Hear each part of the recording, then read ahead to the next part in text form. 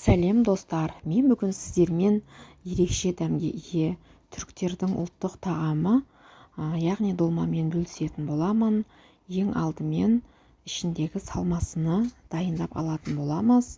Мен 800 грамм фаршқа 300 грамм күріш қосатын боламын. Ең алдымен мен күрішімізді жақсылап тазалап жуып алдым. Сосын барып үстінен пияз саламыз, сосын укроп салдым.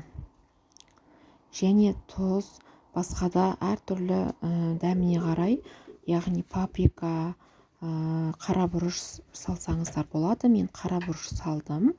Өздеріңіздің дәмдеріңізге қарай ұнатқан жаңағы дәмдеуіштеріңізді қоссаңыздар болады. Енді барлығыны жақсылап араластырып, дайындап қоямыз. Міне салмамыз дайын болды. Енді жүзіміміздің жапырақтарына мен жақсылап жуып алдым. Егер жүзімнің жапырағы жаңа свежий терілген болса, онда үстіне су құйып, бетін жауып, бір 10 минуттай қойып қою керек. Ал егер банкіге немесе қыстың күні сақталған болса, оны 3-4 минуттай қайнатып жіберіңіздер. Мен 3 минуттай қайнатып жібердім. Енді осылай жүзімдеріміздің жапырақтарына салмамызды салып, осылай жіңішке етіп орап шығамыз.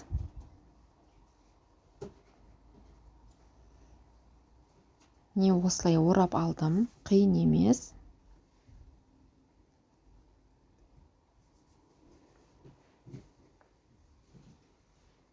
Барлық жапырақтарымыздың ішіне салмамызды салып, осылай орап шығатын боламыз. Енді мен қызып тұрған қазанға жарты шөміштей май құйып жібердім. Пиязды салып қуыра бастаймыз. Пиязымыз сәл қуырған соң үстінен азғантай туралған қызанағымызды салып жібердім. Жақсылап қуырып болған соң, яғни өздеріңіздің дәмдеріңізге қарай тұз қоссаңыздар болады. Енді картошкаларымызды салып жібердім. Картошкаларымызды осылай жалпақ етіп турауымыз қажет. Енді картошкаларымыздың барлығына жайып алдық қазанның астына. Енді осы жайылған картошкаларымыздың үстінен мен долмаларымызды салып теріп шығамын.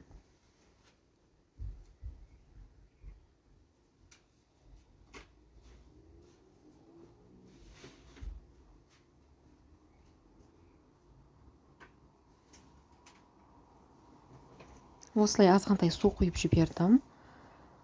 Және енді қалған долмаларымыздың бәрін салып, су құйып, міндетті түрде тұз салып жіберіңіздер. Мен суға тұз салып алдым. Егер тұз аз болса, тағы да қоссаңыздар болады. Судың тұзы әдемі болуы керек. Енді қайнап шыққан соң 20-30 минуттай демдеп қоямыз. Асын төмен етіп, осылай демдеп қоямыз. Міне біздің долмаларымыз дайын болды. Өте дәмді, ерекше дәмге ие тағам. Ас болсын.